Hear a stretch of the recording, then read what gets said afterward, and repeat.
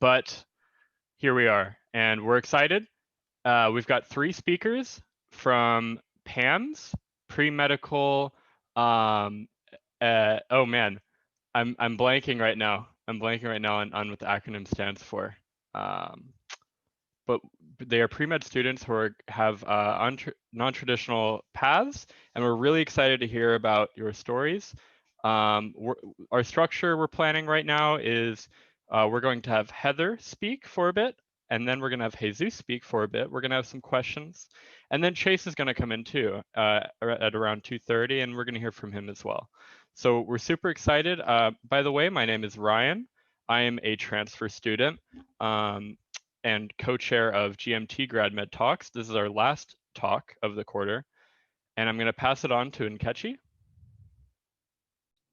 Hi, all. Thank you all for coming today. We're all very excited to get started with our panel. Like Ryan said, Heather, Jesus, and Chase, we're also grateful for you all to spend your time, take your time a little bit out of the day and come and talk to us pre-med students.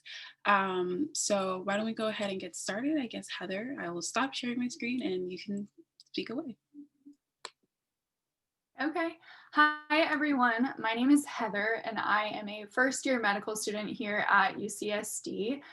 So I'm just going to tell you guys a little bit about how I got here. I was a non-traditional, I took a non-traditional path to medical school, which is becoming more and more common. So if that's the route you find yourself on, that is a-okay, and that's actually what most students are doing these days. So yeah, I grew up in Orange County and then went to Notre Dame in Indiana for undergrad. I studied neuroscience and behavior and also anthropology. I always loved science, so I didn't really know what I wanted to do with it, but that was my favorite subject, so that's what I studied. I had a lot of different interests in college and sort of thought maybe medical school, but wasn't sure at all. And so I took advantage of a lot of different opportunities. I went abroad, which was a great experience. And I know that going abroad can throw a wrench in some pre-med timelines. So I thought, you know what, I'd rather go abroad at this point. So I went to Australia for a semester and it was amazing. But then when I got closer to senior year and realized I needed to figure out what I was going to do after, I just thought about what I liked, and what I liked were working with people, feeling like I was being sort of useful, and then also science and stuff like that. So I ended up applying to a master's program, also through Notre Dame, but it's a master's in education program. And this program randomly placed us around the country. We had no say in it. And so to teach. So I got placed in Oklahoma, where I taught 6th, 7th, and 8th grade math and science in a little tiny school in Oklahoma City. And so I was there for 2 years teaching. And it was during that time that I really started to parse out what was important to me and what I loved about teaching and what I wanted and what I was missing in my life at that time. So teaching was fantastic because I got to work with people. I absolutely love children, and I got to work with children.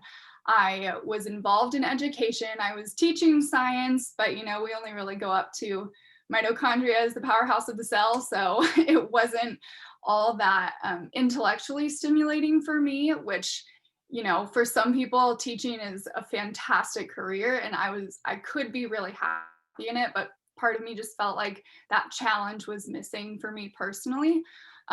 So I started thinking about what kind of things or careers would incorporate all the things I loved about teaching and working with people, as well as that more challenging aspect for myself that I wanted. And so I came back around to thinking about medical school. So I started volunteering in a free clinic right down the street from the middle school where I taught. So I'd go after work and I would go volunteer for a few hours each week. I did some shadowing of some doctors in Oklahoma, and I just loved what I was learning. I loved the pace. I felt like I was really, finally in the right place. And it was just like a tiny lateral step, I guess, from teaching. So then my second year of teaching, I decided to start studying for the MCAT, started thinking about applying, and then I applied a few months later and I ended up here. So I took 2 years to teach, got my master's in education, and then I took 1 more year off during the application cycle. I did some psychology research at UCI, just in case, this application cycle didn't work out and I needed to, keep building my CV and my resume and make sure I was still being involved in science and research. So, but yeah, I was really fortunate to get accepted to UCSD. And it's an amazing place to go to med school because, as I'm sure you know, it's busy, but it's really nice to have the sun shining and be able to just jog to the beach. So yeah, that is an overview of how I ended up here. And I love medical school so far. I think that all of these skills I gained as a middle school teacher are very transferable to medicine, and also already having that long work week and a full-time job made it easier to transition for me personally, because now studying is just my full-time job, and honestly it's a bit easier than teaching at this point. Yeah, so the transition's been good and I love what I'm learning and I feel like I'm in the right place. Thank you, Heather. We're gonna pass it on to Jesus, and then I think we're gonna take some. We're gonna give you guys some questions before Chase comes. Hey everyone, how's it going? I hope you guys are enjoying your Thursday afternoon. Yeah. So I'm Jesus. A little bit about myself. So I'm a first generation college and medical student. My family came from Mexico.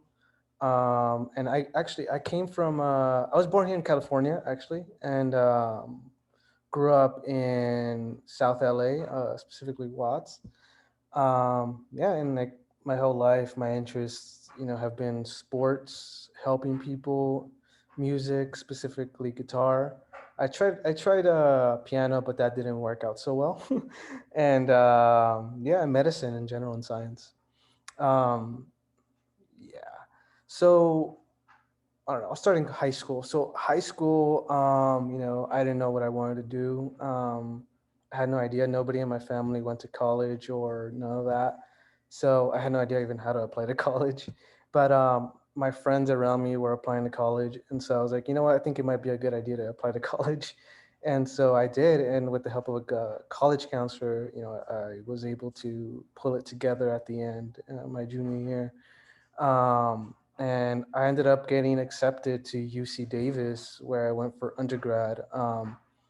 But when I first got there, it really wasn't that easy for me. I was, like I said, I was from LA, and I went up to UC Davis, which is up north, and that's like 300, 400 miles away. So I had no support network, no family, friends there with me. And so, I struggled as a first gen student.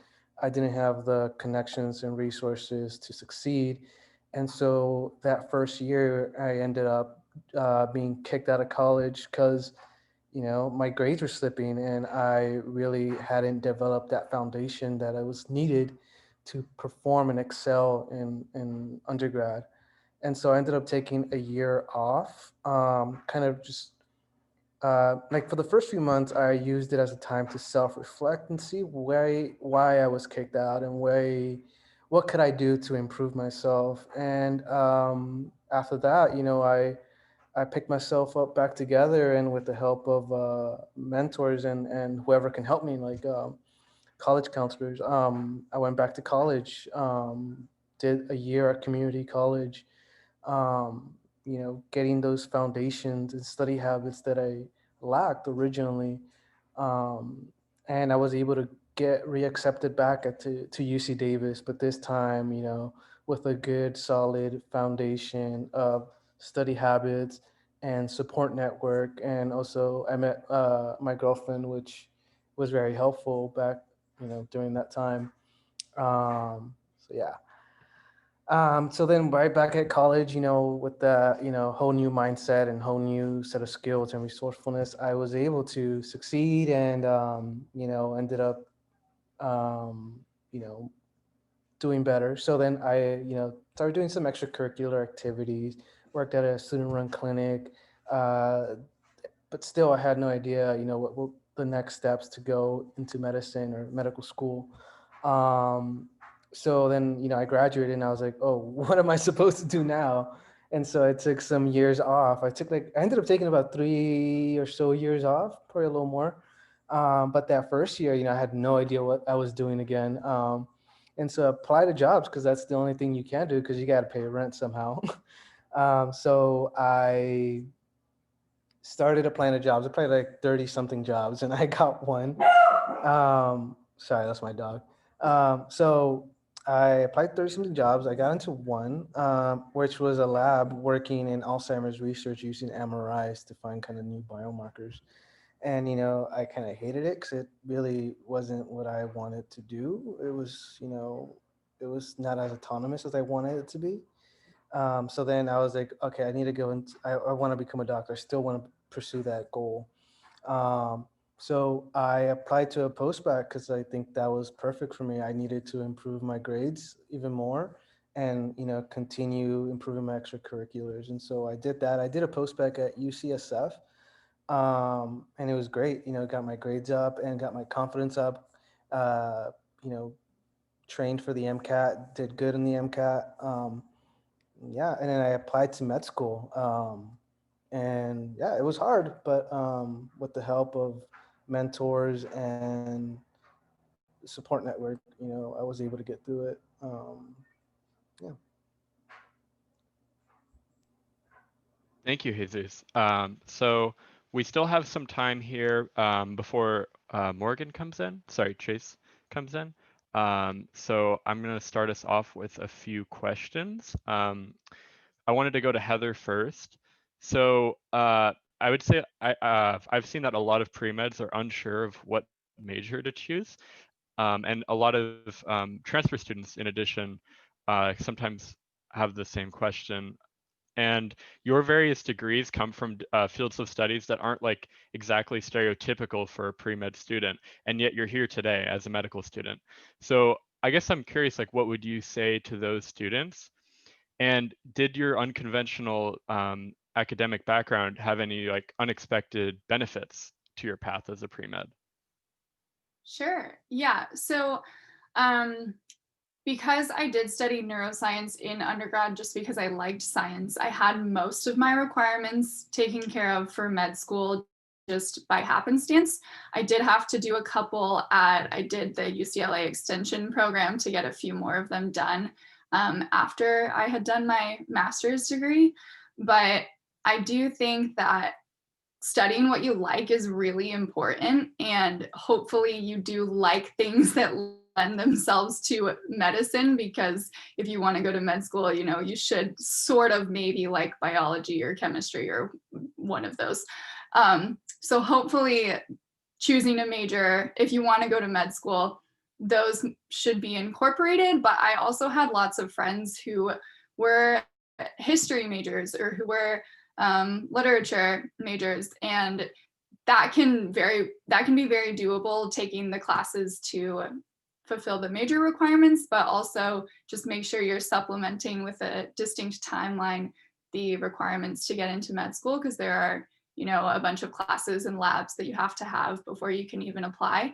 But my advice is to study what you like, because or else school is it's tough anyways, but if you don't even like it at all, it's going to be even tougher. So I really enjoyed what I was studying, and I think your second question was how, the unconventional path of a master's in education, which really had nothing to do with medicine, was beneficial. I think for me, I learned so much about communication, and I learned about, how to get ideas across in maybe a level for my 12-year-olds that, is much lower than my knowledge. But, just having those communication skills those were my like papers and projects and stuff for my master's degree.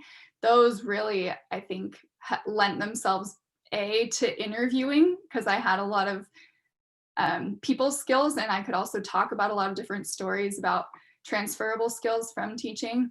But also just, we don't just do class in med school. You don't just study biology, chemistry, physics. You have You are observed interacting with patients. You do interact with patients. You have tasks of, communicating different things to patients and stuff that you are also evaluated on. And I think that my background in teaching and education was actually really helpful for those pieces.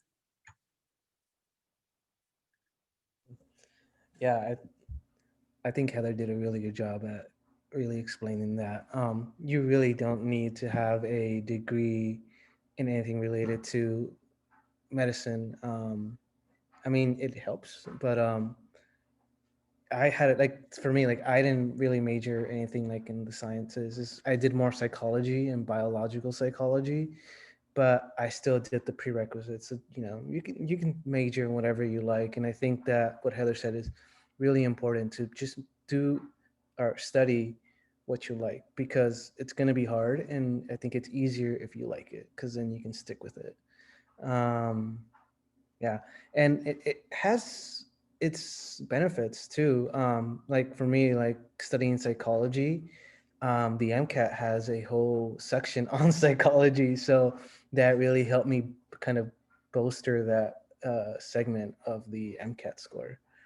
So that helped me, but also, it just gives you a whole different perspective in medicine, because medicine is not just science, it's kind of like an art, and there's other aspects to medicine besides just the biology and the physiology and the anatomy and the pathophysiology. It's the mental states of the patients, and so Jesus, I was just wondering if I could ask you a question as well about your experience.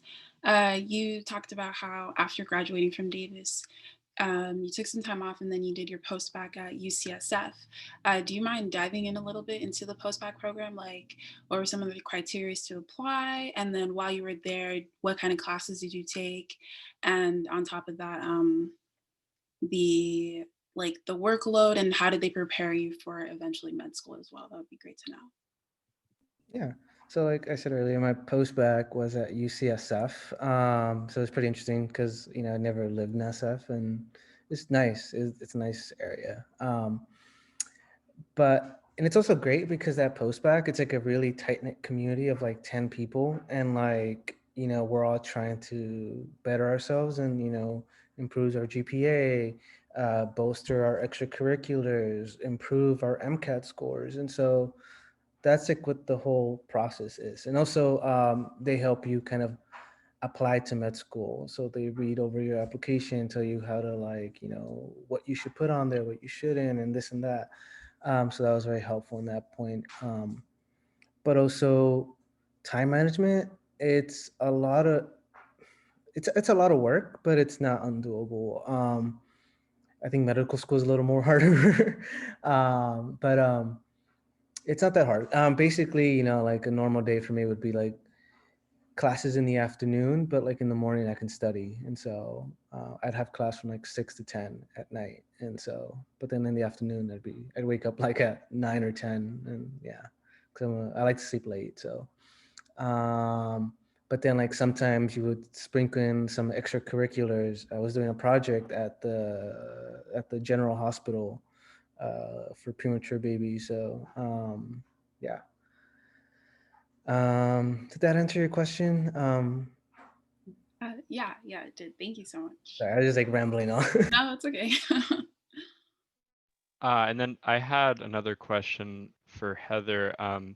You mentioned earlier that you, quote, wanted to be useful and do science. And I think that that's like a feeling that a lot of pre-meds have, but I guess I'm curious, because you had this very, very intriguing path, you studied abroad and went to Australia, etc. Why medicine? What, like, what made you go like, oh, maybe I'll think about medicine? I mean, I just am imagining other people who followed your same path to the point you took it. I can't imagine it's a very common thing. Yeah, absolutely. And I mean, this is your in med school interview question 101. they will say, well, you can help people in anything. You can be an Uber driver and you're helping people. So why medicine? And that's a really good question. And that's something you really should parse out for yourself. And I think for a lot of people, they're just worried about being cliche.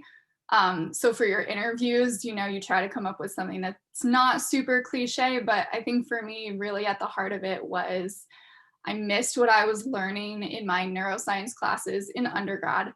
I felt like I had gotten to a career that was similar to what I wanted, but not entirely what I wanted. And I really I did a lot of Google searches. It was like, what can I do that is hard, challenging, involves science, and involves working with people very closely? And, I decided to just go for it. I think that when you're trying to decide if you want to apply, the reason that they want you to have a lot of shadowing and a lot of volunteering is so that you show the committee that you have put in the time to determine if this is exactly what you want to do. And so I didn't really know at first. So I set up a lot of meetings with doctors that were in the community where I was teaching, with some kids' parents and stuff, and just talked to people and tried to get a feel for like, is this what I want for my life? And, everything they said, I kind of fell in love with the idea of going back to school and like really challenging my brain, and also at the end of it getting to do something that I feel like would be really fulfilling for me. But there were other paths you could take. You could go to dental school. I considered that. I considered optometry school. I considered a bunch of other things.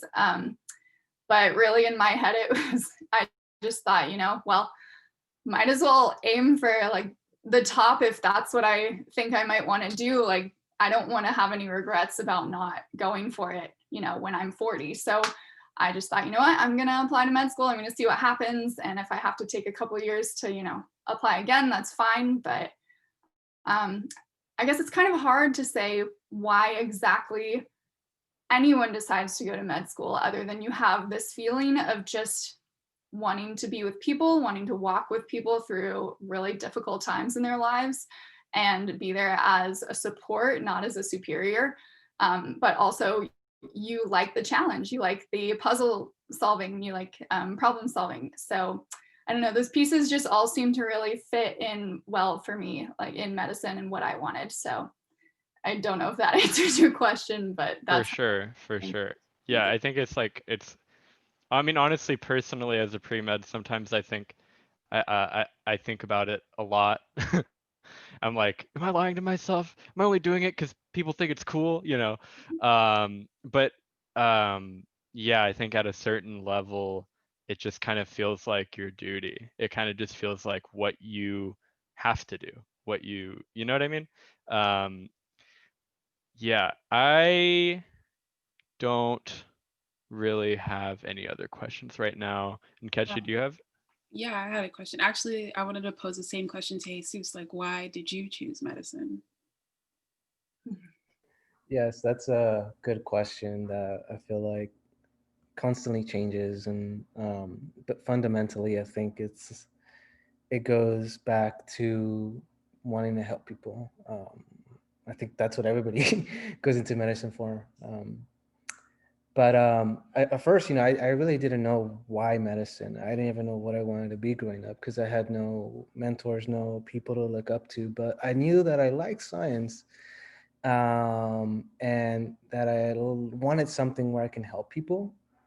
And so, in college, I started just looking around and like seeing what I can find. And, I thought pharmacy school, I thought I can be a chef or I can do stuff like that. But, I took an internship where I was doing shadowing at the emergency room and seeing that interactions that physicians have with patients and the change that the physician can have in that interaction really blew me away. And I wanted to be that. I wanted to do that for the rest of my life. The marriage between science and art and like patient interaction and how much you can change a patient's life in 15 minutes. I wanted to do that.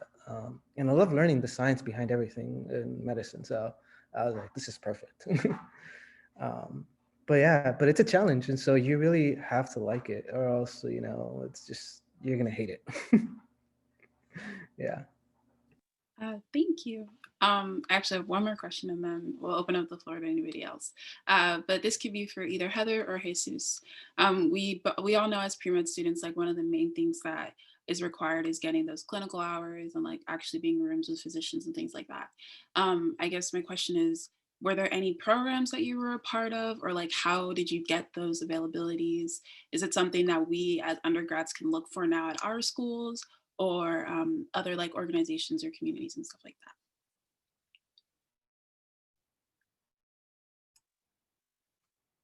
I can go first. I can't really speak to Southern California per se, but when I decided I might want to do medicine and I knew I needed all of those clinical hours, and I actually didn't have as many as I think a lot of people did, because everyone's application is so different that I had, thousands of teaching hours and coaching hours and stuff.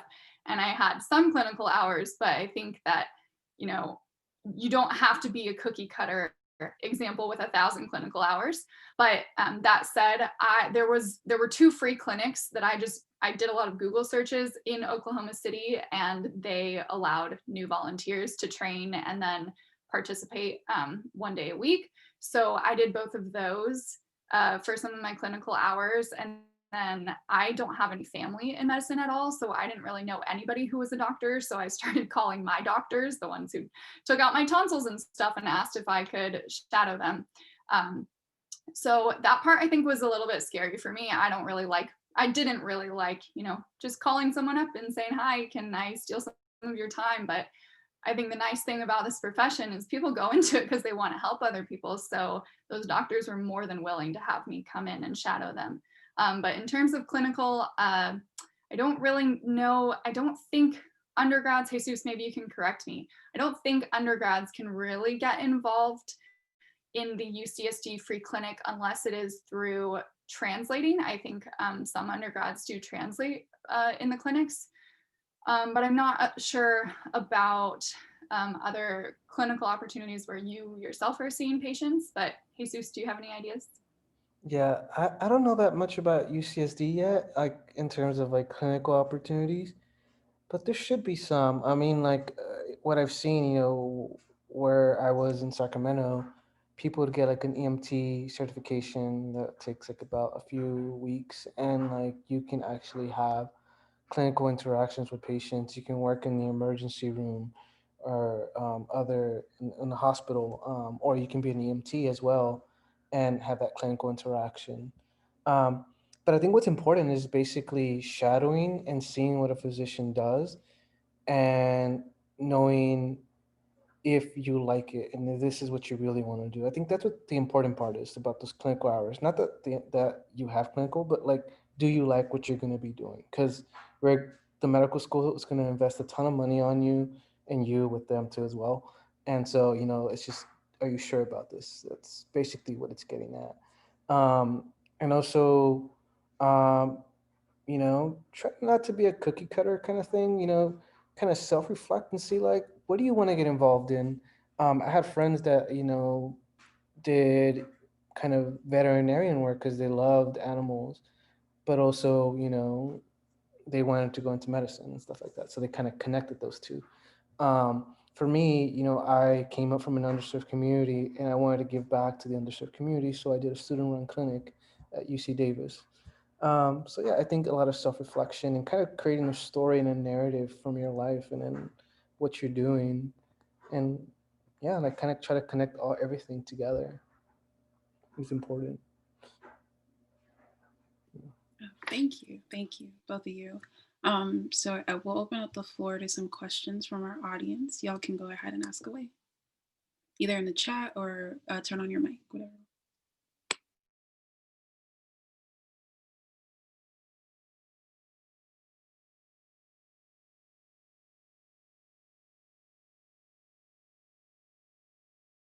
How did you choose what medical school to apply to? I can go first on that one. I think first you apply. Well, for me, I'm talking to my experience. You apply everywhere because I mean, like, I wasn't a very strong candidate, but what I thought I wasn't a strong candidate in my own eyes, but who knows. So I applied everywhere, but I kind of prioritized California schools because I wanted to go to California. So all the UCs and any school in California. So that's how I chose my kind of where to apply. And then also, there's this thing called the MSAR. I forgot what it stands for, but basically, it's like a list of requirements the schools have. Like, oh, you need these letters of recommendation. You need this sort of MCAT average, and like, it'll show you how good you are for those medical schools. And so then, like, I use that to also kind of inform where I wanted to go. Yeah. I just wanted to jump in. It looks like we have our third speaker here, Chase Morgan. Chase, would you like to introduce yourself and give us just like a few minutes about who you are and why you're here? Yeah, sure, I can do that. Can everyone hear me? Yeah. Awesome. My name is Chase. I'm a second year MD PhD student. If I remember correctly, this is the Transfers in Science talk. So a little bit about my educational background. I didn't go to college right after high school, mostly for financial reasons. I went back to school about 2 years after graduating high school, part-time at community college.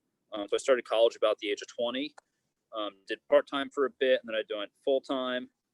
I went to Bergen Community College in New Jersey, and originally thought I wanted to be a high school English teacher. So naturally, 6 years later, I graduated with a degree in biochemistry. So I spent 2.5 years at community college, then transferred to Columbia University in New York, where I studied biochemistry, spent 3.5 years there. And then I did a 2-year research fellowship at the NIH before coming out here. My research interests broadly are biochemistry and microbiology. I'll be doing my PhD in Joe Pogliano's lab in the Department of Biology.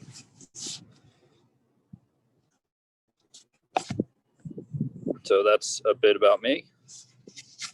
Thank you. I actually had a question for you in particular. So we had some information about you. So, oh, I think I'm getting a little bit of an echo. Oh, actually, never mind. It went away. We're all good. So I can only imagine how overwhelming it could have been to transfer from a community college to an Ivy League university. But I'm curious what, like, beyond the financial benefits of your the path, what with the community college transfer, how did your community college background make you stand out or impact your last 2 years of being an undergrad at a 4-year institution? So I think community college is a very low stakes place to explore higher education. I was not a very good high school student. I graduated high school with like a 3.0 GPA. Basically got by without really needing to study, without really needing to do much, and just scrape by with grades I was happy with.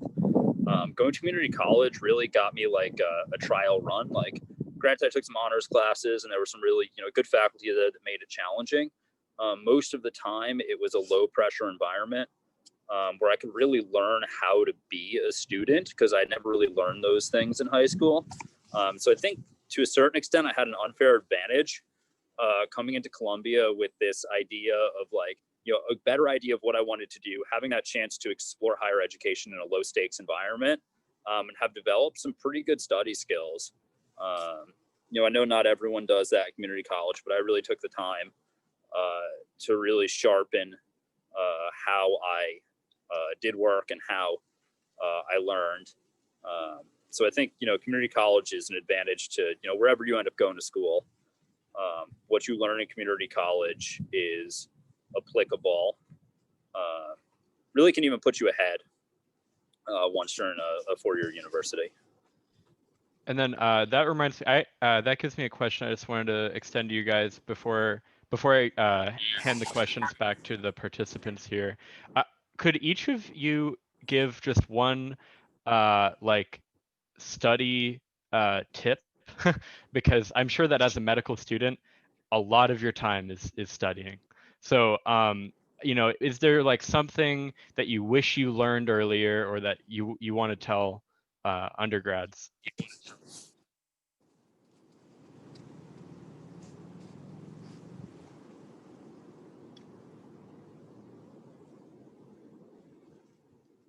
Any three, or all three of you can, anyone can jump in. I guess I'm already unmuted, so I'll go real quick. For me, it's sort of the idea that if it's on time, it's late, right? Like doing things when I have the time to do them initially, not when they're due, really has helped me with time management. It's helped me like actually have free time and have a life when I'm not really, you know, scrambling to get things done last minute, but doing them as soon as I have some free time to do them. And also, like, I take advantage of making lists and making schedules, really like getting out of my head and putting onto paper what needs to be done. Thanks, Chase. Jesus, do you want to go next? Yeah. Yeah, I think the putting it in paper and kind of like having a list is very important, and having a calendar too, because especially as a medical student, you get more increasing responsibilities and different projects, and so things are going to start to mix up. So I think that's very important. But in terms of study tips, procrastination, you know, is very important because it's becomes increasingly more difficult to do things last minute as you go on.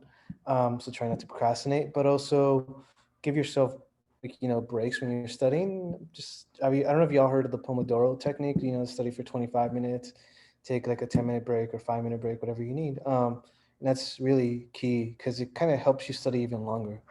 So I think that's important. Because in undergrad, I used to study like hours on end and then just get totally fatigued after. So yeah. I was also going to say the Pomodoro Effect, which is where you study for 25 minutes and then you take a 5-minute break. But let's see, for a different one, I am a huge fan. This is more like actual study technique, but I'm a huge fan of fitting a whole lecture onto one piece of paper. I don't have an example, but basically just correcting everything, or connecting everything with a schematic. And so that really helps me condense the information and draw relationships. So once I started doing that, I found it a lot easier to remember stuff because you kind of prime, you know, your brain to like activate that web. But yeah, I think the most important thing though for me was the Pomodoro Effect, because I had to start studying for the MCAT after having been out of school for a while. And so at first it was really hard to get myself to study for even 5 minutes. And then you work yourself up to, you know, 4 hours is easy now. But yeah, just turn your phone off, turn everything else off, and set a timer, and then give yourself a break.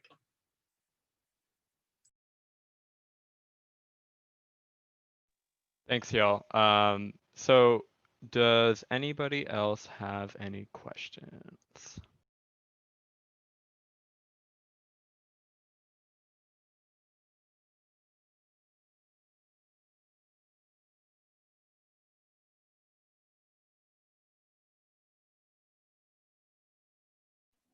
Sorry, I'm at work. Can someone repeat the question? Oh, I was asking if anyone had any questions. I can go ahead, Ryan. Since Chase came in a little bit later, I'll ask him the same question that I posed to Heather and Jesus. Obviously, Chase, you do have a big background in biochemistry and research and working in a lab. I guess the real question is, why did you choose to get an MD PhD? Why not just do your PhD and be done with it? Why did you want the MD part? Because I still don't know what I want to do when I grow up, is kind of the short answer. Like, I knew I didn't want an MD only because I knew I wanted to do science, right? Physicians use science, but they don't necessarily do science. One could argue that maybe like diagnostics is kind of a scientific process, but you're not really generating knowledge. You're not adding to, you know, sort of what the world knows about how life works. So I knew I was interested in research. I knew I was interested in like really sort of solving scientific problems in experimental ways. I like experimental design. I like thinking that out. I like the creativity that goes into it. At the same time, science is so detached oftentimes, from, how your science affects the lives of people on a daily basis, right? So I really wanted to have some sort of way that I could have that interpersonal connection and to kind of see the direct impact of my work. And the MD PhD seemed like a good compromise. It also, gives me another like decade before I actually have to decide what I want to do with my life. So that's sort of the answer in a nutshell. What are you leaning towards right now? Sorry, can you repeat that? I'm kind of outside with some noises going on. What are you leaning towards right now? Like if you had to make a choice right now, I'm just curious. So the career I'm kind of leaning towards is, as far as like a medical specialty, is like critical care medicine. So like ICU medicine. My plan is to link that sort of 25% clinical with 75% or more research career. Sort of my broad research topic is addressing antibiotic resistance and novel ways that we can fight bacterial infections. And something like 50% of the patients that end up in the ICU are there because of complications due to an infection. So I can kind of link the two that way.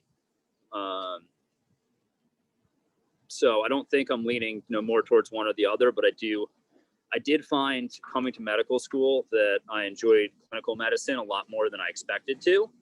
So I don't plan on, some MD PhDs will end up doing 100% research career. As of right now, I don't plan on doing that. That's great. That's awesome. Could Heather and Jesus, could you guys tell us what specialty is of like most interest to you right now? I'm just curious. Yeah, I also wanted to add on to Chase's the MSTP. You don't have to know that you wanted to do a PhD at the time you applied to do an MD, because that's kind of my case right now. It's like I did the MD first. I'm doing that first, but then I'm thinking, I think research is for me, and I want to do a PhD. And so you can apply to the MST program after once in medical school. I know that for sure in the UCSD, but I'm not sure about other places. Yeah, but then going back to that question about what I want to do like later on in my career, again, it's uncertain. I have an idea of the things that I'm interested in, but like I think that as an MD, you won't know really what you want to get into until your rotations and you're actually doing things. And yeah, I mean, right now I'm interested in emergency medicine because that's what I've been exposed to the most. I'm interested in internal care because that's what I've been exposed to the most again. So, but things will change, and yeah, so be flexible. Yeah, I also don't really know. I came in with the idea of, and I'm still kind of leaning towards pediatrics, just because my background with kids and I really like working with kids. But I guarantee you that will change. So I'm open to change, but that's where I am right now.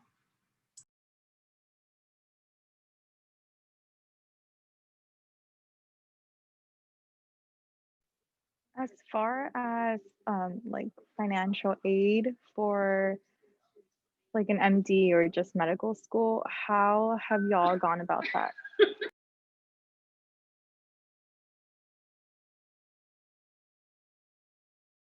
That's a future me's problem.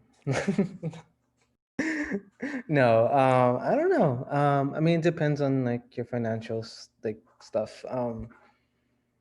But apply for FAFSA.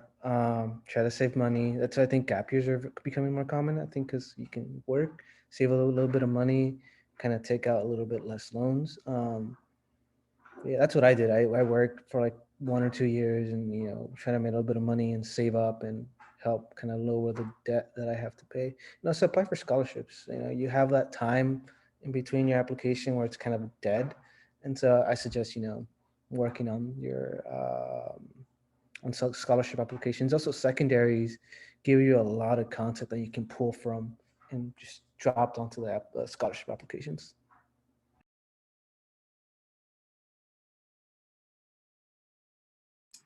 Yeah, I think the reality is that most people are using mostly loans to get through med school. So you apply to FAFSA, before you even decide where you're going to go. And then you really just have to be smart with your money in med school. You don't have a lot, so you shouldn't spend a lot. And I think, I have my Excel budget spreadsheet right here on my computer, and I just take it very seriously. But yeah, like Jesus said, I think people who worked beforehand, I think it's fantastic if you can save up a tiny bit of money just for spending purposes once you get into med school. So that is nice, but you have to think of it as an investment in yourself and your future, because you will most likely, unless you're very fortunate, but you will most likely go into debt, and that's okay, because as long as you take the mindset that you're going to tackle it head on when you get out, and you're going to be smart with your money in med school, I think that mindset will take you really far and you won't have a problem. But you can't worry too much about finances, or else it just kind of puts a damper on everything you're doing. But definitely keep it at the back of your mind, like when you're I don't know, just making your spending choices in med school. I think it's an adjustment for a lot of people. But yeah, debt is a reality.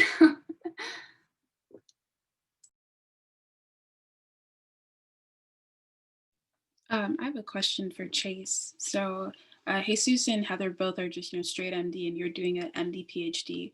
What is the process like for that program? How's it different? Like, is the application different as well, or is it kind of the same way? Just a little diving in a little deeper into that. That'd be great. Sorry, you cut out for a second. Are you asking about like what the application process is like? Yeah, your application process, and then your time during the program. How is it different than like a regular MD student? Okay, so the application process, you do standard med school application, but there's a supplement that has, I think it's 2 more essays. One of them is like detailing your research experience, and that one's kind of a long essay. And then a short essay just on why you want to do an MD PhD. The secondary applications might be different, might be the same, all depends on the school.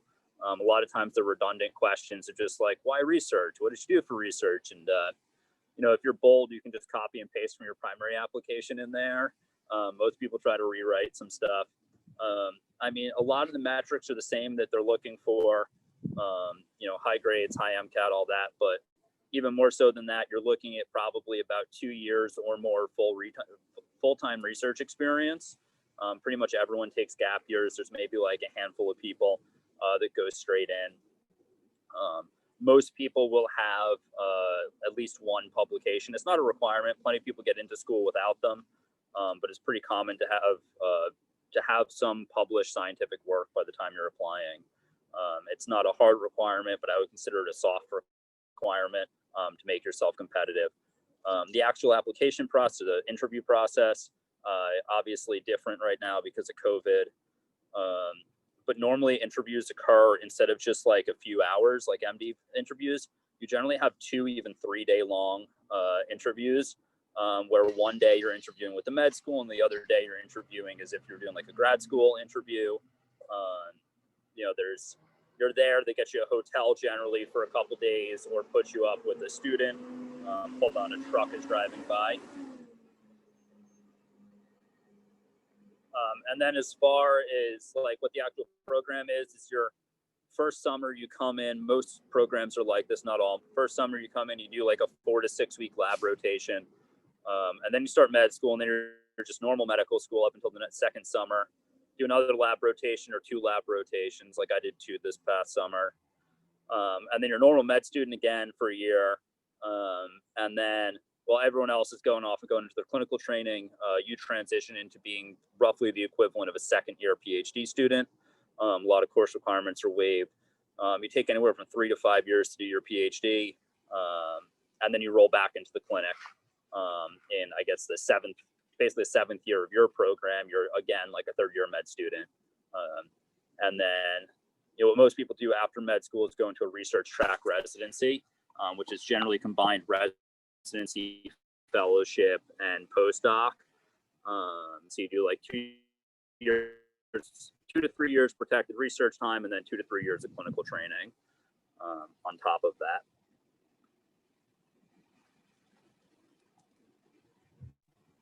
Sounds like you're gonna be in school for a while, but I think that's gonna be the experience for a lot of us.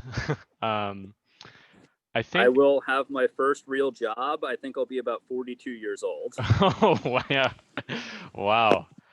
I mean, you big brain though, big brain. I'm gonna pass it on to Nkechi. Does anyone have any questions before we wrap up here in a minute or two?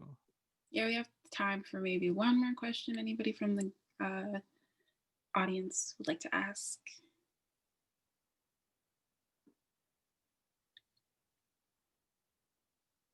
No? No? I guess. Okay. Just gonna share my screen real quickly. Okay, so thank you to Heather, Jesus, and Chase for spending your time with us today, diving into your unique paths about med school and how y'all got there. We greatly appreciate it, and we're so thankful that y'all could come.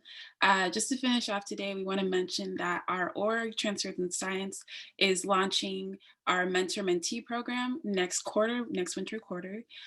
So if we are accepting applications for either mentors or mentees. So to be a mentor, we have a few requirements, one being that you've had to at least complete 2 quarters at UCSD, and then you're able to meet with your mentee at least twice a quarter.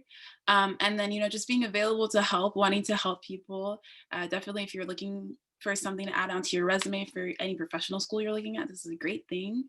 And then a mentee. To be a mentee, again, your requirement is just to be able to meet with your mentor at least twice a quarter. And then you have to actually genuinely be looking for help. You don't want to have a mentee that doesn't really want to talk to you either. That's not that fun. So yeah, this is going to be opening up next quarter, and we have the links in our bios on Instagram and on Facebook if y'all want to sign up. And then that's it. Oops, one more slide. And that's it. Thank you all so much for coming today. Again, follow us on Instagram, Facebook, if you want to get more info on what we're doing, our events.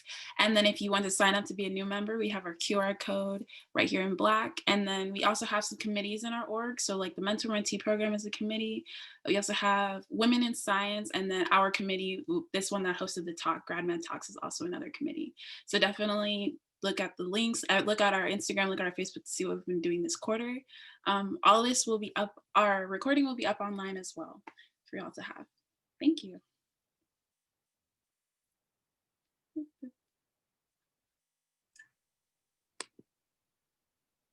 Thank you guys for having us. Hopefully there were some pearls of wisdom in there, but I hope you all have a great weekend. Thank you. So thank you so much for coming. Yes. Yeah, thanks, Nkechi. Thanks, Ryan. For sure. Have a good weekend.